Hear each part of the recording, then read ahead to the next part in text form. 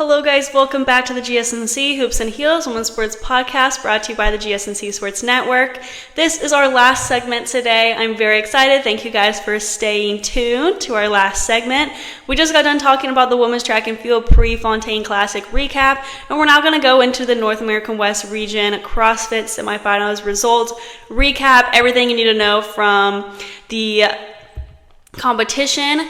So the results from the Asia and Europe semifinals had already taken place, and we did talk about that in our other podcast. If you're interested in hearing about how those went, I recommend you check out the video from Thursday, May 21st. I also made some predictions on Friday, May 24th about who is going to place and qualify for the CrossFit Games in the North American West and Oceania regions.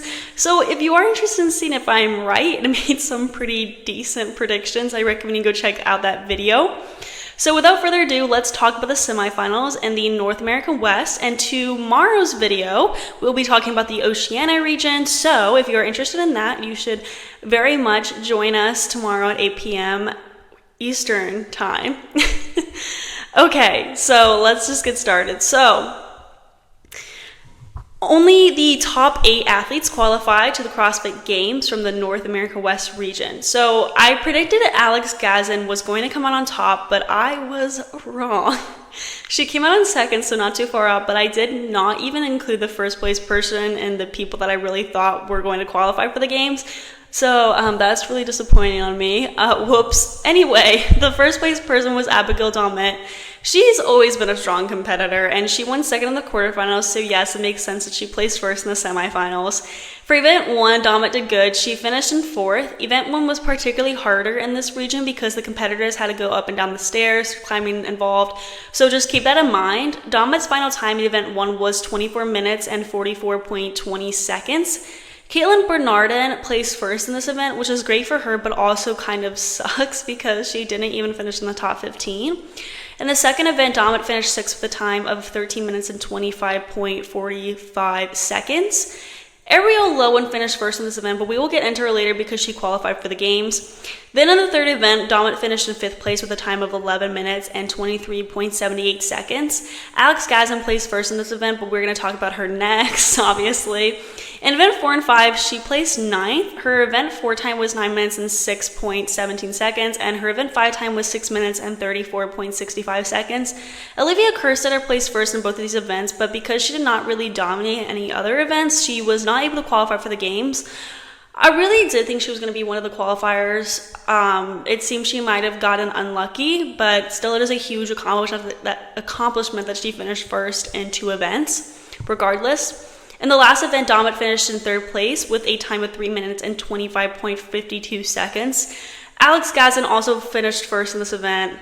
Anyway, so we just brought up her name. Let's now talk about who placed second, and that would be Alex Gazan. So she placed first in event 3 and 6. Her event 3 time was 10 minutes and 27.71 seconds, and her event 6 time was 2 minutes and 57 seconds. She placed 3rd in the second event with a time of 12 minutes and 52.74 seconds, and 6th in the 4th event with a time of 8 minutes and 45.23 seconds. But her 1st and 5th event is what kind of messed her up a bit.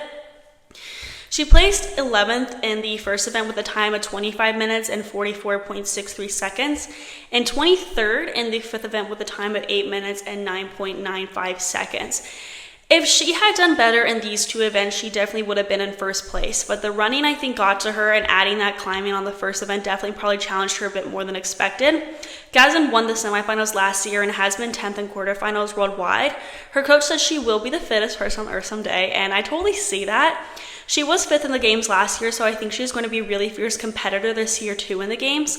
But also she has some big competition with Laura Harvath, who is currently the fittest person on earth.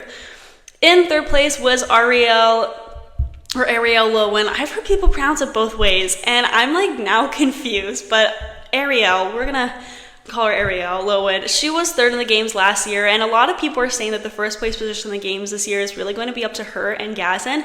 I don't know. I see that happening for sure. Like I said earlier, she finished in first in the second event with a time of 11 minutes and 41.68 seconds. So, I mean, she's a fierce competitor, obviously. She did very well in the semifinals. She also did well in the quarterfinals. Also did amazing last year. I don't know. I think she's definitely going to be up there for sure. She also finished in second in the fourth event with a time of 8 minutes and 32.16 seconds. Her third and fifth event was not her best, where she placed 14th and 16th respectively. She had a time of 12 minutes and 28.52 seconds in the third event and 7 minutes and 3.94 seconds in the fifth event. In event 1, she placed 8th with a time of 25 minutes and 27.56 seconds, and in the last event, she placed 9th with a time of 4 minutes and 6.91 seconds. Her first and second place position really put her up there for sure. And fourth was Hattie Kanyo, who I didn't even talk about in my predictions at all. In the beginning of the first day, she was in first place, so she was really impressing everybody from the beginning of the semifinals.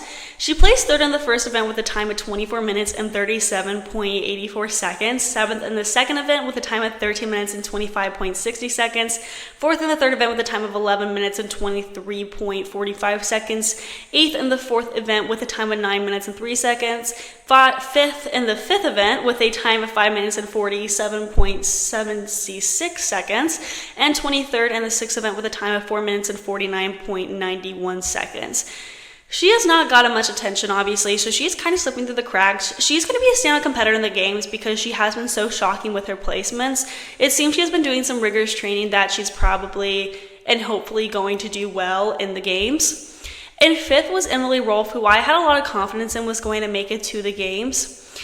She placed second in the first and third event with a time of 24 minutes and 15.58 seconds and 11 minutes and 11.92 seconds. In the fourth event, she also stood out at fifth place with a time of 8 minutes and 42.36 seconds. In the sixth event, she did pretty well, finishing in seventh with a time of 3 minutes and 58.51 seconds. And then in the second event, it was pretty decent for her at 13th place with a time of 14 minutes and 8.60 seconds. But she placed 29th in the fifth event, which is why she was not in the top 3, but still being in the top 5 is really impressive, and she qualified for the games, and that's what matters the most, really.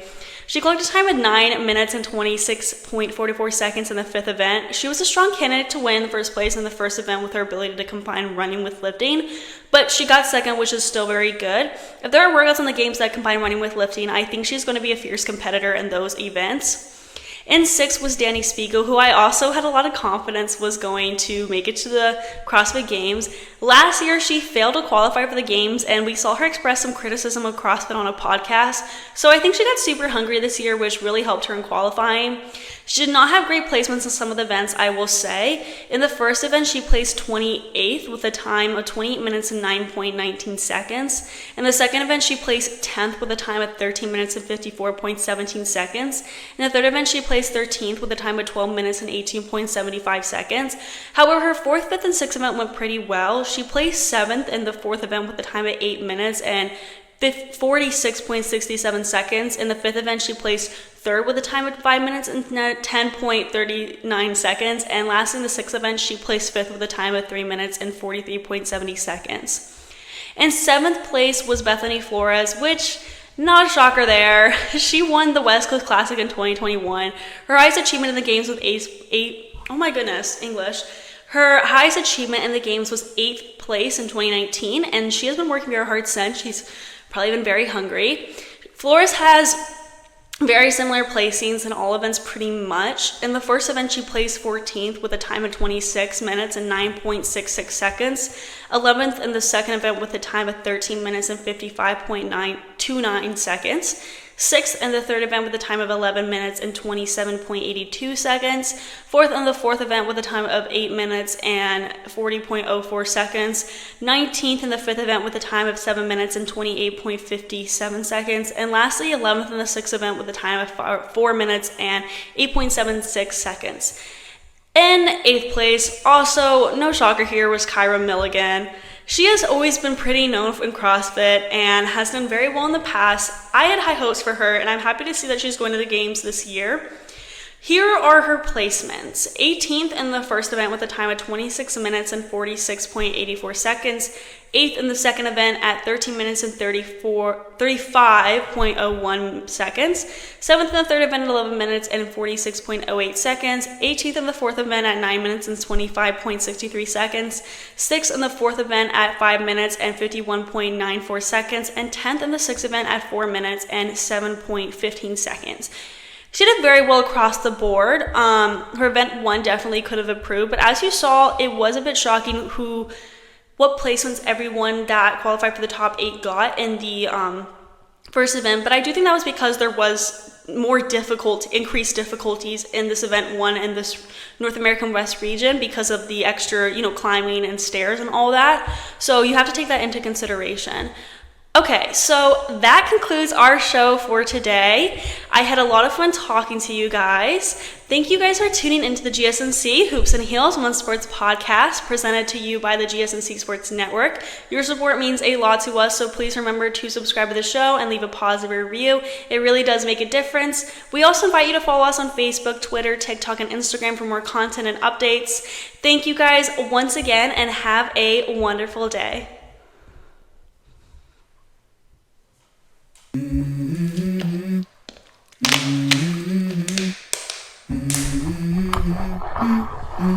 Let's go.